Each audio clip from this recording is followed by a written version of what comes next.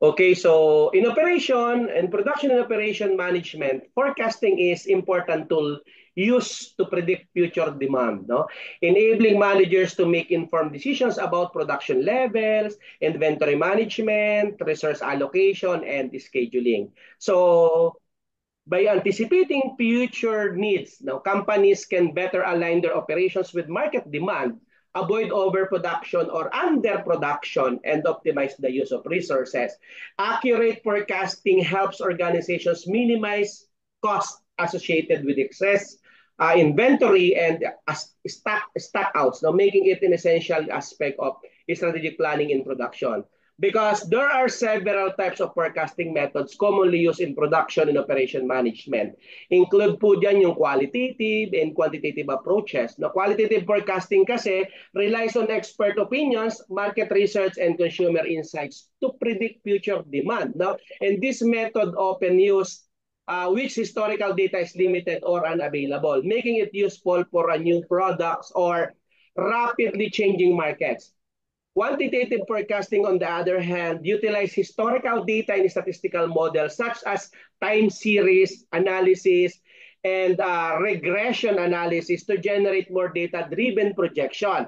Both approaches are valuable, and many organizations use a combination of methods to increase forecasting accuracy. And to give us more details about the topic, let us all welcome Madam Atienza. Go ahead. Good morning, sir. Thank you for that very insightful introduction about forecasting. Actually, forecasting is a very broad topic. So I focus more on operations since operations rin yung porte ko, and then operations management din yung topic natin. First, we have to define what is forecasting. Forecasting predicts future demand to enhance operational efficiency. Another definition defines that forecasting in operational management is a process of determining likely future outcomes for a corporation using a variety of estimation methodologies. So, yung forecasting, ito yung key skill that operations manager responsible for deciding a company's production quantity and schedule need to nurture. So, forecasting, it allows business to identify and control factors in operations that can create short and long-term impact. Usually, organization operational forecasting to manage demand for products and services, so they will know if the company will need to do long-term forecast or short-term forecast. So ngayon, dahil nasa operations, applicable sa akin tong forecasting. We do forecast especially dito na sa peak season. Nagpo-forecast kami kung gaano karaming merchandise ang ibebenta for the upcoming Christmas season. Nagpo-forecast din kami ng tao, kung gaano karaming tao ang kakailanganin namin or staff kakailanganin namin for the incoming peak season. So may mga every quarter, every month, we do forecasting depende sa season na meron kami sa branch. So, what is the importance ba of forecasting? One of the importance of forecasting is strategic alignment. Forecasting is a critical aspect of business planning and decision making. Whether you're managing kahit small pa yan or multinational corporation, we should have an accurate prediction about our future trends, demands, and market condition. That will significantly impact for the success of our organization. So, one of the importance is strategic alignment. Under strategic alignment, we have business strategy. Business strategy is forecasting strategies aligned with broader business goals. So, it helps organization anticipate changes in customer preferences, technological advancement, and competitive landscape. One of the examples is retail company might use forecasting to decide whether to expand into e-commerce or invest in a brick and mortar store. So, dito sa strategic alignment, we have to decide kasi yung mga customer natin, may iba't ibang preference rin yan. Lalo na nung when we transform into yung e-commerce, 'di ba? Hindi naman natin nakalain na magiging successful siya. So one of the strategies na dapat na po forecast natin, especially kahit small or multinational ka, is alam na ng company nyo kung kaya nyo mag-align sa iba't ibang strategic uh, strategic forecast na pwedeng makatulong para sa success ng organization. Another strategic alignment is financial planning. Accurate forecast drive financial planning. So, nandito sa strategic forecast ang budgeting, resource allocation, and investment decision. Example of a software company needs to predict software license sales, so I'll allocate development resources effectively. So, sa lahat ng strategy na gagawin natin, mahalaga pa rin yung budget na tinatawag or financial planning. Dahil dito, malalaman natin if we can align with the different strategies that we will be deciding in the future. So next importance is operational efficiency. Supply chain management ay nandyan sa operational efficiency.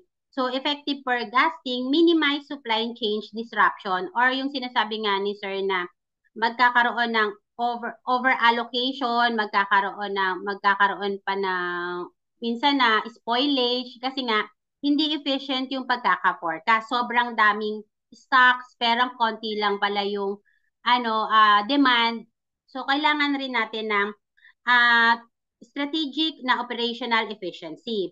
Manufacturer rely on forecast to optimize inventory level, production schedule, and logistics. Imagine, a car manufacturer predicting demand for electric vehicle to adjust battery components order. So, yung supply chain management. So, when the demand is high, dapat yung supply mo high rin. Especially, kunwari sa fast food chain, ang tawag dito, kung kailan lunch, dun mas konti yung mga available nilang Chicken Joy, di ba? Mas magkakaroon tayo ng problema kung kailan lunch, dun mas konti yung nila. Kaya nga fast food dapat bago mag-lunch, available na yung mga stocks or supplies nila. So another is staffing and human resources. Workforce planning relies on forecast. Retailers hire seasonal staff based on anticipated holiday sales. Accurate prediction prevent overstaffing on understaffing. So this applies especially sa amin sa operations. Staffing, kasi mahalaga yan, especially ngayong peak season or the Christmas season, nag-hire kami ng mga seasonal staff for 2 months, mga ganon, for November, December, o kaya meron din 3 months, November, December, January. Kasi just to augment the needs of the operations. So kasi mahalaga rin na adequate or sapat yung staff mo para sa operations mo para hindi ma-compromise yung services na binibigay natin sa customer. So, as a operations manager, isa yan sa mga forward namin. Do we have enough staff when it comes to sa cashier, sa mga sales clerk, pati nga sa mga maintenance personnel namin we augment when it comes to peak season. And then, syempre, babalik siya sa normal, staffing niya kapag bumalik na tayo sa lean season. Number 3 importance is the risk mitigation. Risk mitigation, this is talk about inventory management. Overstocking ties up capital while stock out leads to lost sale. Ayun nga yung parang katulad sa Jollibee.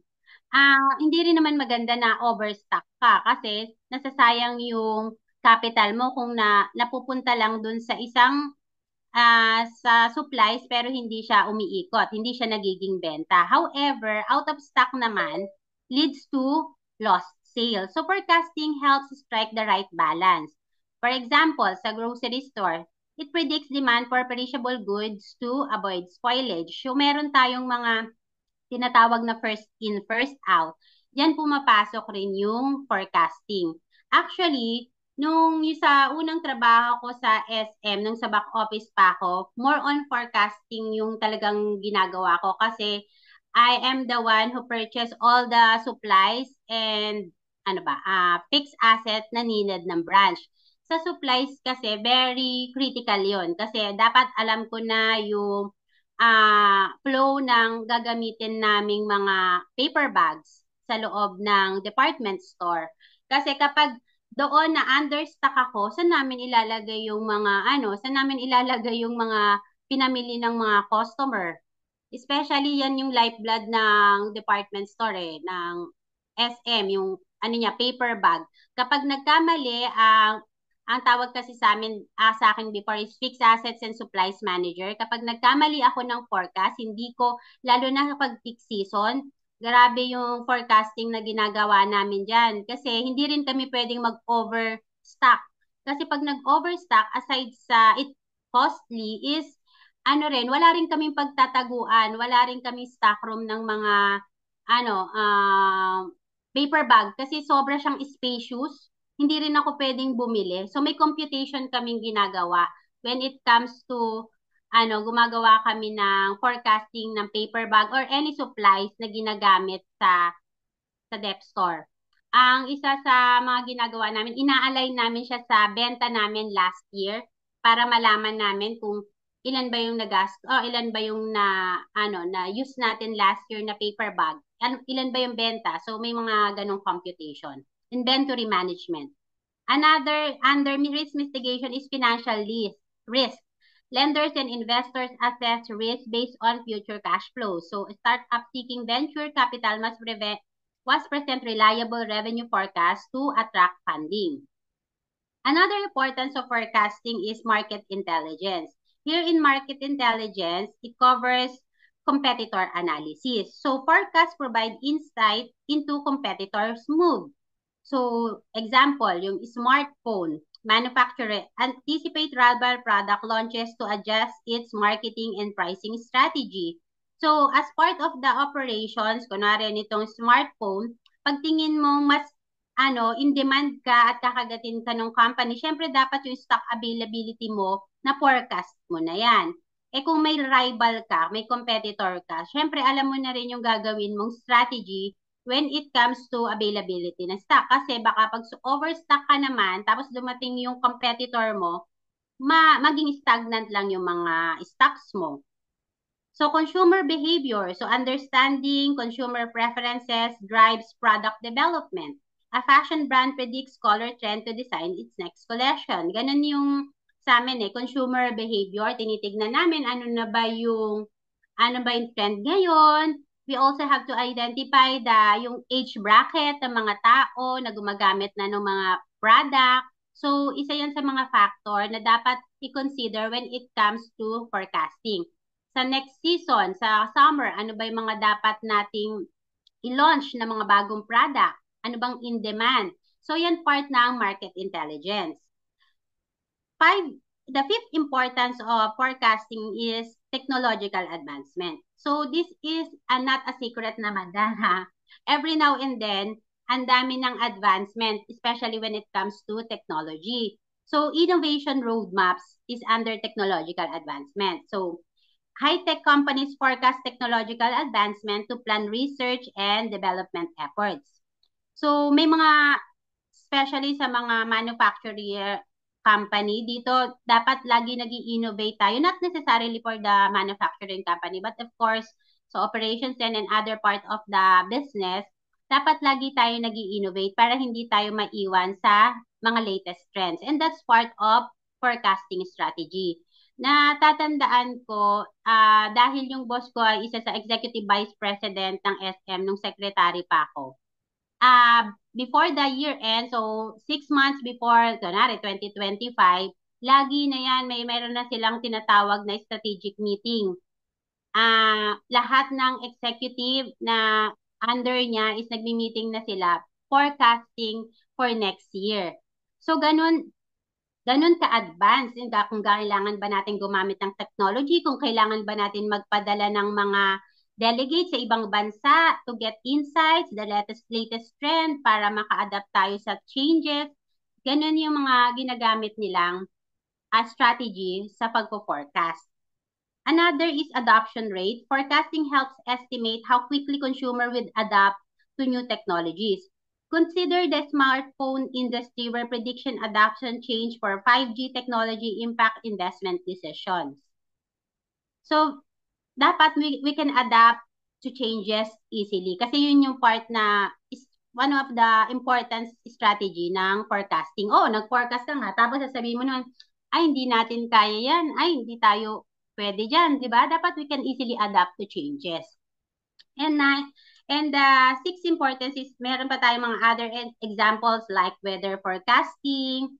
Meteorologists use the historical data and mathematical models to predict weather. Airline adjust flight schedule based on this forecast. So yun yung mga sa other part ng business, meron kasing mga kailangan yung weather forecast. Meron din tayong sales forecast katulad ng retailers analyze past data, seasonality, and economic indicator to predict future sales. So, applicable to sa operations kasi we do sales forecast. Dapat ngayon pag December, ito yung kaya na kapag December, most likely ganito yung benta natin. So, pag December, ganito yung mga kailangan natin gawin. So, yan pumapasok yung sales forecast. Example niyan, yung clothing store forecast winter coat sales based on historical data. Kasi doon nagbe-base kung gaano karami bang merchandise ang kailangan i-produce or kung gaano karaming merchandise, especially sa amin, kung gaano karaming merchandise ang kailangan namin i-order for that specific season. We also have financial markets. Traders use technical analysis and quantitative model to forecast stock prices. These predictions guide investing decisions. So, in summary, forecasting strategies empower business to make informed choices, reduce uncertainty, and adapt to dynamic environment. So, yun yung mga importance ng forecasting. Now, meron tayong tinatawag na, ito pa muna, role. Role ng forecasting is plays a crucial role in advanced operation and production management. Yan yung ano niya. It helps plan for ascertain and envision future market demands. It also provides a logical basis for determining material, personnel, and other requirements. And it also estimates future demand for products and resources needed for manufacturing. So yan yung summary. So we have different forecasting method. Katulad nung nabanggit kanina ni Sir, we have qualitative method, quantitative method, and time horizon method. Dito kasi, predicting future demand for resources effectively and utilizing quantitative methods for accurate forecast. So, sino yung mga, sino dito yung nakaka-relate or may trabaho na related sa forecasting? Sa atin, paano nyo ano yung tingin nyo kadalasan yung ginagamit? Quantitative or qualitative? Meron ba dito? Sa atin?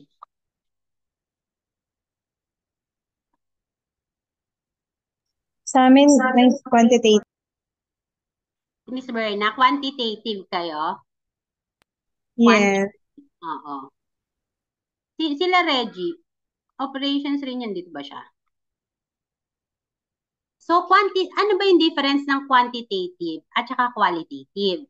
So, qualitative forecast method rely on subjective data that is less than measurable and rely heavily on human judgment such as expert opinion or market research insights. So, qualitative, meron dyan, it can be useful when there isn't a lot of historical data to go on. So, wala ka masyadong references.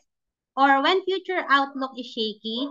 So these are only instances in which qualitative data forecasting is encouraged. Dun siya lang. So due to its subjective nature, in the absence of quantitative data, qualitative methods can include yung market research, stakeholder, survey tayo, expert opinion. So may tinatawag rin silang Delphi method. Sa qualitative forecasting kasi, should only be used in the absence of quantitative data or information. So, katulad ni Ms. Berna, quantitative rin ang ginagamit ko when it comes to forecasting. Ayoko nagre-rely sa instinct ko eh. Kasi kapag in the moment of justification, wala akong mapakitang ebidensya dun sa decision making na ginagawa ko. So, quantitative ako lagi. Ano nga ba yung quantitative data? So quantitative forecasting methods, on the other hand, rely on numerical, objective data that is specifically measurable and quantifiable. This method use mathematical formulas to generate more reliable forecasts. So, most likely, ganito naman talaga yung ginagamit. Yung sa qualitative lang naman kasi sabi, ginagamit lang siya kapag not available na yung mga data eh. Pero dito sa quantitative, kunwari, ilang paper bag ang bibilin ko for this upcoming Christmas season. So magre-rely ako sa data ko last 2023, 2022, ano ba yung trend? Ano ba yung nangyayari? So dun yun is meron kang numerical data. Pag hiningan ka ng reason kapag nagkaroon man ng shortage, isasabihin mo kasi ito yung basis mo. Kadalasan kasi magdadagdag ka lang ng 10% versus last year. Kasi yung inaano mong benta, kunwari, yung benta na kailangan mo rin, dapat laging may increase rin, kunwari, ng 10%. So, ganun rin yung, when it comes to supply, mag-i-increase ka din. So, lagi siyang objective and measurable. So, sa quantitative data, for the most accurate forecasting, quantitative forecasting method, meron tayong time series forecast, use historical data that corresponds to a specific period, such as inputs every 30 days, over 10 years. This forecast, while certainly quantitative due to nature of the data, rely on assumption that will patterns. Yun yung parang tinatawag na lang time horizon technique. Forecasting technique that helps business predict even over different time horizons. Looking ahead rather than using historical data, yun yung doon yung pumapasok yung, aside sa quantitative and qualitative, doon pumapasok yung time horizon technique. Kung repeat in the future, so this data inputs helps create long-term forecast. Yung method na yan is particularly useful when preparing demand forecast. Next is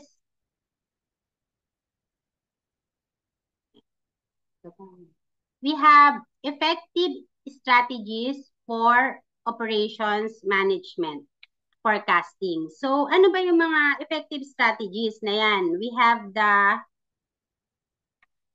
identify demand patterns, focus on data analysis, and enhance decision making. Especially kapag magpo-forecast ka ng mga kailangan sa operation, we have to identify demand patterns. Yun nga yung sinasabi ko, meron tayong versus last year.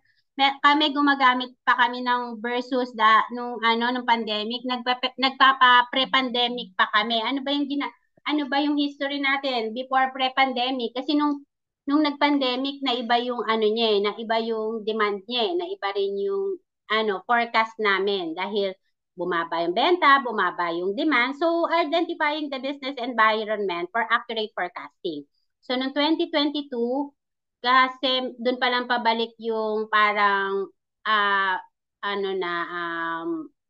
yung demand namin, kasi 2020, 2021, di ba, pandemic pa yan. Nagbe-versus 2019 kami. Or nagbe-versus 2018 kami na history. Ano ba yon? Pre-pandemic data ang ginagamit namin. So doon, focus on data analysis. We have to gather and analyze historical data for forecasting. And lastly, enhance decision making. So selecting the right forecasting method and techniques and handling seasonality in forecast. So yan mo lang malalaman kung yan yung mga strategies para maging effective yung forecasting natin. Next is, may different types of forecasting. We have economic forecast, technological forecast, and demand forecast. Sa economic forecast, it makes decision related to inflation, the supply of money, and other economic factors that affect business and production schedule. So from the word itself, economic. So minsan hindi natin yan control kasi kahit nga may mga pangyayari katulad ng may mga pangyayari sa ibang bansa, minsan nakaka-apekto yan sa inflation dito sa bansa natin. So, kino-consider din yan. Minsan kapag may bumababa o tumataas kaming benta, one of the nilalagay rin namin is due to inflation. minsan ginagamit ko yan sa basket size. Kunwari pag magde-depend ako ng benta ko, lalagay doon, dati ang basket size lang. Ang laman ng basket kapag namimili ang isang customer is dati, ano lang, 1,500 or 1,000. Ngayon, an average basket size of a customer takes parang 2,000 to 2,500. Hindi lang dahil mas marami siyang binili, but because sa inflation, mahal na rin kasi yung mga item na binibili niya. So yon, economic forecast. We also have technological forecast. Keep track of the rate of technological in progress. Yan, i-adapt nga natin. Especially now, uso na yung AI ngayon. Okay lang, may mga AI, but we have to make use of it in an advancement of our organization or company. And lastly, the demand forecast, estimate consumer demand for a business product or services. So you can use a demand forecast to estimate production or supplies needed and all other relevant inputs, including the number of raw materials and employees required. So yun, na-discuss na rin natin kanina yung demand forecast. Especially sa operations, mahalaga yung mga number of employees required. Katulad sa amin, peak season, we have to augment another plantilla. Pag sa mga ano naman production or sa manufacturing yan, yung raw materials, pag Christmas season nga dati nung sa fixed assets and supplies pa ako dahil magkakaroon na kunwari long vacation yung mga supplier namin. Nagpo-forecast na ako ng na mas maraming supplies dahil yung production nila magi-stop. So isa yung under yun ng demand forecast.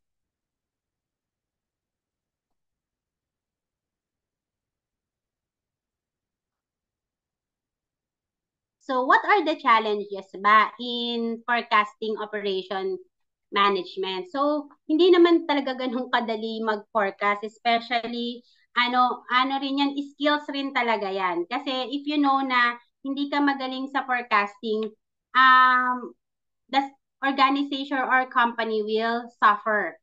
Kasi ang forecasting, dahil nga may iba't iba siyang technique or gagamit ka ng instinct, gagamit ka ng decision-making skills mo, minsan gagamit ka rin ng numbers. So, meron tayong iba't ibang challenges.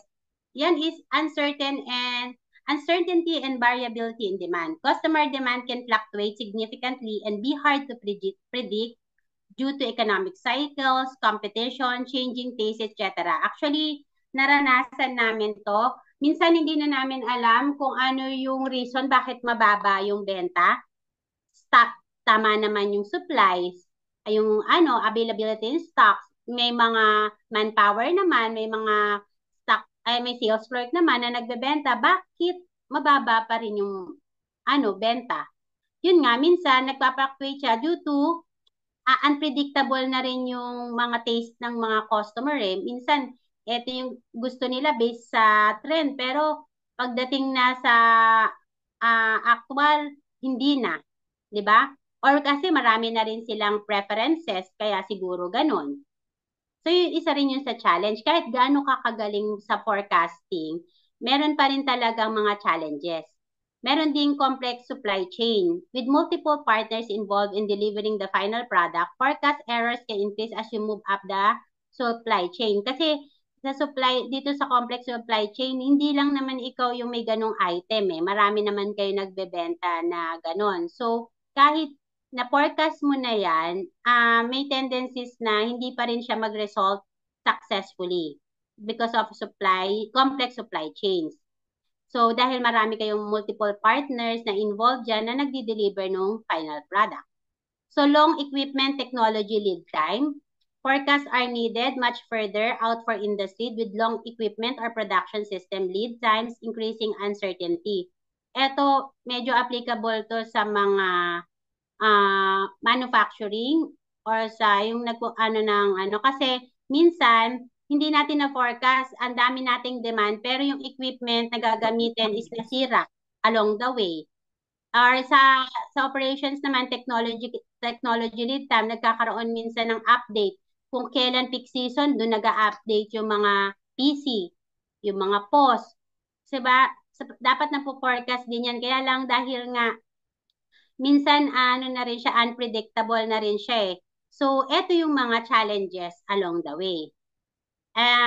Another is limited historical data. Ito nga yun, kaya gumagamit tayo ng qualitative kasi wala pa tayong basis, wala pang history. So, example niyan is when launching a new product or entering a new market, there is limited sales history available to base forecast. So, new approaches must be used. Kasi, lalo na pag mga bago, yan, wala kang mga data. Yan yung isa sa mga challenge. Kahit i-forecast mo pa na sa opening, magiging ganito yung benta namin, sa ganito. So, wala ka kasing data eh. So, number 5 is organizational integration issues, such as insufficient communication and information sharing across departments, such as sales, marketing, finances. So, kapag gumagawa kasi ng forecasting, dapat interrelated rin siya sa iba't ibang department. Hindi lang si financial yung nagpo-forecast. Dapat ano rin, or hindi lang rin sa operations, dapat coordinated rin yan with different department involved. Especially, kunwari, nasa isang company kayo, maliit man o malaki, dapat kapag nagpo-forecast kayo, lahat ng department that needed and that particular topic or particular scenario, dapat sinasama nyo sa meeting para hindi nila sasabihin, ay hindi naman kasama si marketing nung ginawa nyo yung yung forecasting nyo about dyan. Yung sa budget nyo, hindi nyo naman sinama si marketing. So, mahalaga rin yun. And number 6, lack of resources or skills. So, eto, common to kasi many organization lack specialized forecasters and rely instead on managers who lack training. Software limitation may exist as well. So, lack of resource skill, medyo maraming maraming guilty. Kasi hindi lahat can do forecasting or can be good in forecasting. Kasi nga, minsan mahalaga rin yung experience ng isang tao or mahalaga rin yung kung reliable ba yung mga data na tinitignan niya, may basis ba. So, hindi lang lahat ginagamitan ng instinct. So, ito yung mga challenges, lalo na sa operations. But we have to understand the business environment for accurate forecasting. So, eto naman, may mga challenges, oo, along the way. Bakit? Pero we can do it better naman. Pag alam natin kung paano gagawin yung accurate forecasting. First, by gaining insight from different perspectives, so business can make informed decisions and improve the accuracy of their forecast. First, we have the economic factor. So dito sa economic factor, it plays a crucial role in forecasting such as the GDP growth, inflation rates na related dun sa isang topic ko kanina, interest rate, and consumer spending pattern can significantly impact business performance. Example, sabi ba, during economic shutdown or downturn, customer spending may decrease leading to lower sales forecast for business in certain industries. So, economic factors. May intindihan natin na ang tao magbabawas siya sa pagbili ng mga damit at doon muna siya sa mga basic needs like food. So, kasi nagkaroon ng yung katulad ng pandemic or economic downturn. So, yun yung mga economic factor na dapat ring i-consider. So, nung tama naman, nung pandemic era, nagbaba kami ng quota. Kasi nga, alam namin na hindi mga merchandise na makikita sa dep store yung primary needs ng mga tao during pandemic. Second is market trends. So, analyzing market trends is essential for accurate forecasting. So, by monitoring industry-specific trends, business can identify emerging opportunities or potential threats. For example, technological advancement, changes in customer preference, or shift in competitive landscape can impact demand and sales forecasts. So, dito sa market trends, ang ginawa naman ni Esmen, so nung nag-pandemic, nakita niya na nagko-convert yung mga customer into online shopping. So, nag-offer din siya ng alternative online shopping sa mga customer. So, yung market trends, nakikita kasi yan ng mga forecaster. magre-report sila sa mga bosses, ay ma'am, eto na po ang trend ngayon. Ano na, ino-order na lang sa online. Eto na po yung trend ngayon. Ito po yung sikat sa TikTok na mga merchandise. So, yun yung mga ginagamit ng mga forecaster para maka-adapt sa ongoing changes. 3 is customer behavior. So, understanding customer behavior is key to accurate forecasting. We have to analyze historical data, and business can identify pattern in trends in customer purchasing habits. So, this information can help future demand and adjust production or inventory levels accordingly. For example, seasonal fluctuation or promotional campaign influence customer buying patterns. So, dito sa customer buying behavior, dito nakikita namin yung mga data kung ano ba talaga yung customer ni SM.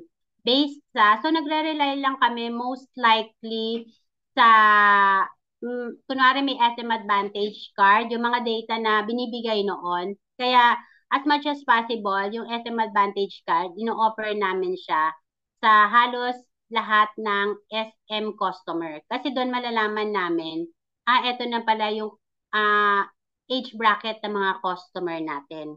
Ganito pala, mas marami palang customer. So, it varies eh. So, may mga branches na bata yung ano nila, yung mga customer, mga customer nila based on sa data na ibinibigay na galing sa SM Advantage card nila. Next is competitive analysis. So, assessing competitive landscape is crucial for effective forecasting. So, syempre, we have to analyze competitors' strategies, market positioning, and product offering. Business can anticipate market dynamics and adjust their forecast accordingly. For instance, a new competitor entering the market may impact share and sales forecast. Sample ng competitive analysis natin na so nung nag-open si Landers sa malapit sa tabi ng SM Fairview, ano ba yung naging impact niya sa amin? So yun, tinitignan namin ano ba yung mga paninda niya nakapareho sa amin, bumababa yung benta namin when it comes to this specific product kasi meron siyang ganito. So yun, isa rin yun sa pinaforecast para if ever, bawasan natin yung ganito. Magdagdag tayo ng ganito kasi wala silang ganitong item.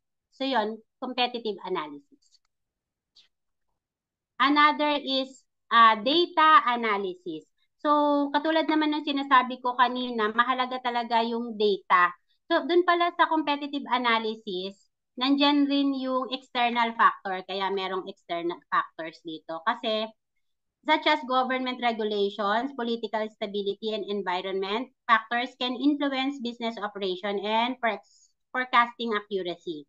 For example, change in trade policies or natural disaster can disrupt supply chain and impact product forecast. So may mga external factor na minsan hindi naman natin hawak. Kaya kailangan din i-consider ng mga when it comes to forecasting. Minsan yan, katulad nung nakatatapos lang na bagyo, kailangan rin na-forecast tayo dyan eh na sa ganitong season, tag-ulan, mas marami tayo dapat demand ng food sa mga ganito, sa mga groceries. Mas marami tayong demand ng ganitong item kasi tag-ulan na, ganun. So may mga iba't ibang factor that includes dyan sa external factor na kailangan na po-forecast din. And number 5 kasi dapat yung external factor. Yung data analysis yan, yung number 6.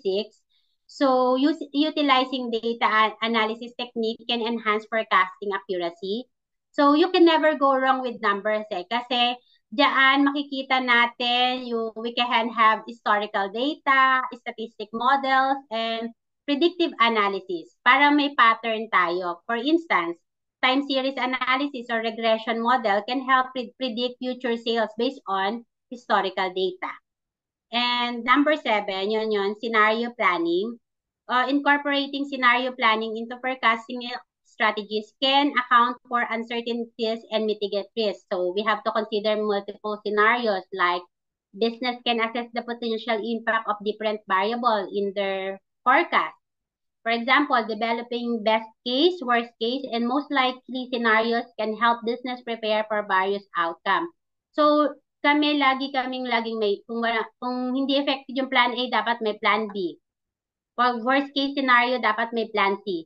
Ganun kapag magpo-forecast kayo. Kasi not all, plan B, yung plan mo according to your will eh. So, dapat lagi kang may plan B, plan C, mga worst case scenario. Ginagawa rin natin yan sa forecasting. So, that's all for forecasting. Do you have any questions?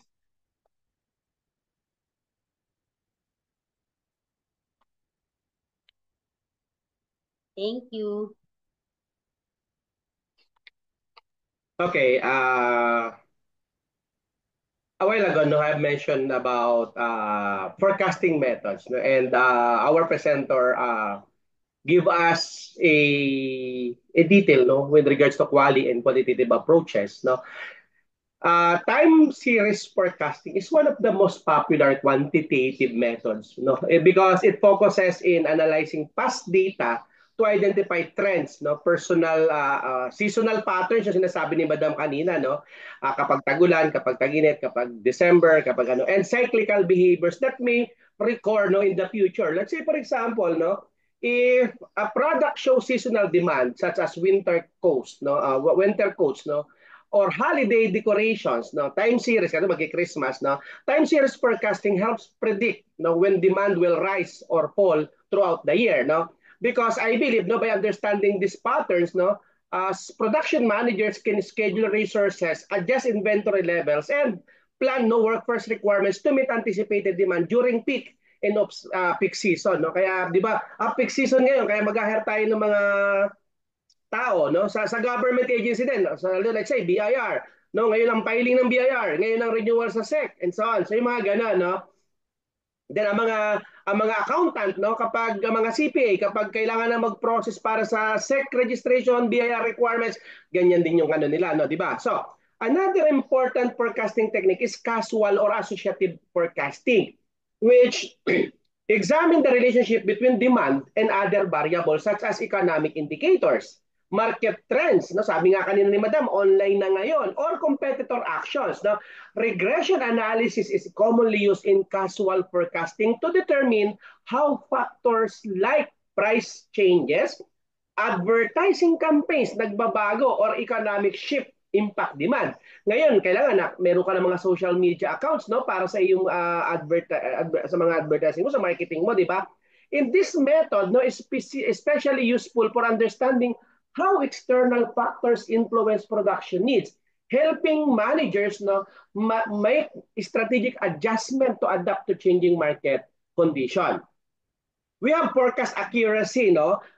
It is critical, no, for effective decision making in production and operation management, because errors in forecasting can lead to costly consequences such as overstocking or missed sales opportunities due to underproduction. Kasi ako marami akong bibiliin.